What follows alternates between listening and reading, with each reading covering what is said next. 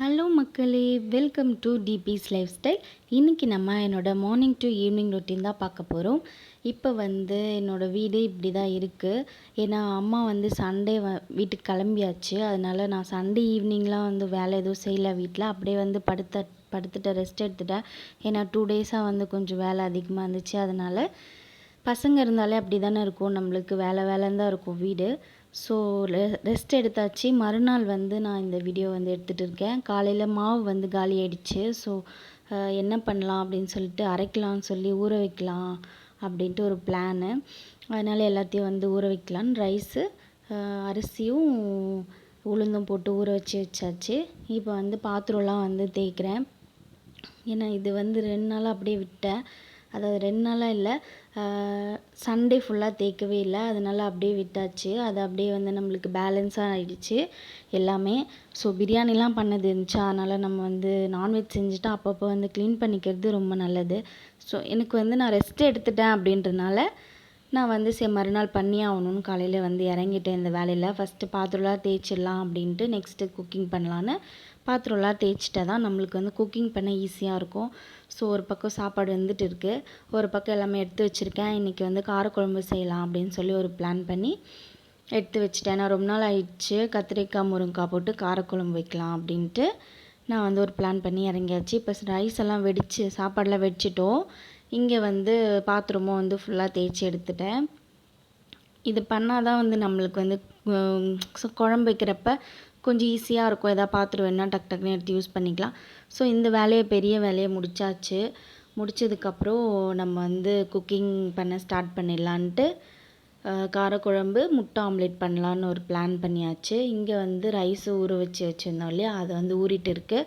மதியம் ஹஸ்பண்ட் இங்கே கடையில் எடுத்துகிட்டு போய் அரைச்சிட்டு வந்துடுவாங்க சாப்பிட வரும்போது. ஸோ டைம் ஆகிடுச்சனால கடகடன்னு வீடியோ எடுத்துகிட்டே பண்ணிகிட்ருக்கேன். இங்கே சைடில் பாப்பா பசிக்குதுன்னா சரி ஓகே, மார்னிங் ஆகிடுச்சு இல்லையா, தூங்கி எழுந்தா சரி அவளுக்கு தோசை ஊற்றி கொடுத்துட்டு நம்ம நம்மளும் ஒரு தோசை சைடில் சாப்பிட்டு வேலையை ஸ்டார்ட் பண்ணிடலான்னு மற்ற வேலையெல்லாம் முடிச்சுட்டு குக்கிங் அப்புறம் ஸ்டார்ட் பண்ணலான்னு ஒரு பிளான் பண்ணிட்டேன். பாப்பாவுக்கு தோசை கொடுத்தோன்னா அவள் தோசை சாப்பிட்டா. இங்கே நம்ம காரக்குழம்பு வைக்கலான்னு பிளான் பண்ணியிருந்தோம் இல்லையா, அதுக்காக எல்லாமே ரெடி பண்ணி வச்சுருக்கேன். இங்கே எண்ணெய் ஊற்றி கடுகு சீரகம் போட்டு தாளிச்சிக்கலாம். ஃபஸ்ட்டு தாளிச்சிட்டு வெங்காயம் போட்டு நல்லா வதக்கிக்கணும். அதாவது பூண்டு ஃபஸ்ட்டு போட்டுக்கோங்க. பூண்டு ஒரு கைப்பிடியும் போட்டுக்கலாம். உங்களுக்கு எவ்வளோ வேணுமோ அவ்வளோ ஃப்ளேவர் போட்டுக்கோங்க பூண்டு. இங்கே நான் வெங்காயமும் வதக்கிட்டுருக்கேன் ஒரு பக்கம். இதை அப்படியே கவர் பண்ணியிருக்கேன் ரெசிபி. வேணும்னா உங்களுக்கு தெரியாதவங்க பிகினர்ஸாக இருந்தீங்கன்னா நீங்கள் இந்த ரெசிபி ட்ரை பண்ணுங்கள். இது எனக்கு ரொம்ப பிடிக்கும். முருங்கைக்காய் கத்திரிக்காய் போட்டு காரக்குழம்பு வச்சோன்னா அதோட ஃப்ளேவரே தனியாக இருக்கும். இதில் ஒரு டிப்ஸும் இருக்குது. இதில் நான் என்னென்ன போடுறேன்னு சொல்லி அப்படியே பார்த்துக்கோங்க. நார்மலாக போடுறது தான். தனியாத்தூள், மிளகாத்தூள், மஞ்சத்தூள், உப்பு இவ்வளோதான். நார்மலாக போடுற மாதிரியே தான் போட்டுட்டு கொஞ்சம் தண்ணி ஊற்றி காயெல்லாம் கொதித்ததும் கொஞ்சம் வெந்ததுக்கப்புறம் புளியை கரைச்சி ஊற்றிக்கோங்க. தண்ணி எவ்வளோ வேணுமோ ஊற்றிட்டு உப்பெல்லாம் பார்த்துக்கோங்க. லாஸ்ட்டாக 3 பச்சை மிளகா கீராமல் போட்டிருக்கேன். அதை அப்படியே போட்டுக்கோங்க. அது ஃப்ளேவரும் சூப்பராக இருக்கும். கொஞ்சம் லாஸ்ட்டாக கருவேப்பிலை கொத்தமல்லி போட்டு நல்லா சுண்ட வச்சுக்கோங்க. இது நார்மலாக செய்கிற மாதிரி தான். இது பிகினர்ஸாக இருந்தீங்கன்னா நீங்கள் கற்றுக்கோங்க பார்த்து. இப்படி தான் என்னோடய லன்ச் ரொட்டீன் போயிட்டுருக்கு. சைடில் முட்டை ஆம்லேட் போட்டுட்ருக்கேன். ஏன்னா ஹஸ்பண்ட் வந்துட்டாங்க, அவசரமாக போட்டுட்ருக்கேன். நான் அதனால் ஆனியன்லாம் எதுவும் போடல. வெறுமனே மஞ்சத்தூள் உப்பு போட்டு கலக்கி ஊற்றிட்டு பெப்பர் போட்டிருக்கேன், அவ்வளோதான். அப்படியும் எங்களுக்கு பிடிக்கும் முட்டை. நாங்கள் அவசரமாக செய்கிறப்ப இப்படி தான் போட்டுப்பேன் முட்டை ஆம்லேட்டு. அவருக்கு ஃபஸ்ட்டு போட்டு கொடுத்துட்டு அதுக்கப்புறம் நம்ம நெக்ஸ்ட்டு வேலையெல்லாம் பார்க்கலான்னு சொல்லி அவருக்கு தட்டில் போட்டுட்ருக்கேன். ஏன்னா வீடியோ எடுத்துகிட்டே பண்ணனால கொஞ்சம் நம்மளுக்கு டைம் ஆகிடுச்சி. 1:30 மணி ஆகிடுச்சி முடிக்கிறதுக்கு. அதுக்குள்ளே வந்தாச்சா, ஸோ குழம்பு கொதிக்கிறப்பே ஊற்றி கொடுத்துருவோம் அப்படின்னு சொல்லிட்டு பண்ணிகிட்ருக்கேன். சுட சுட அவருக்கு போட்டு.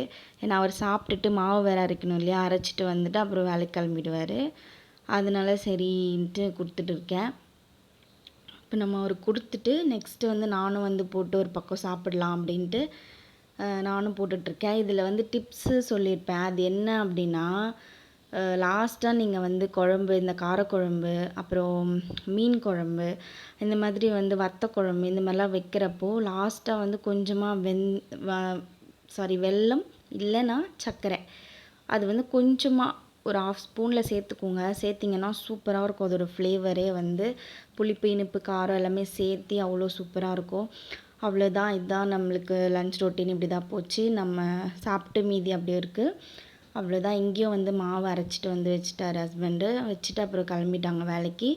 நானும் வந்து மாவு அரைச்சதுனால கொஞ்சம் ஹாப்பி. ஏன்னா நைட்டுக்கு வந்து மாவே ஊற்றிக்கலாம், தோசை இட்லி ஏதாவது ஊற்றிக்கலாம்.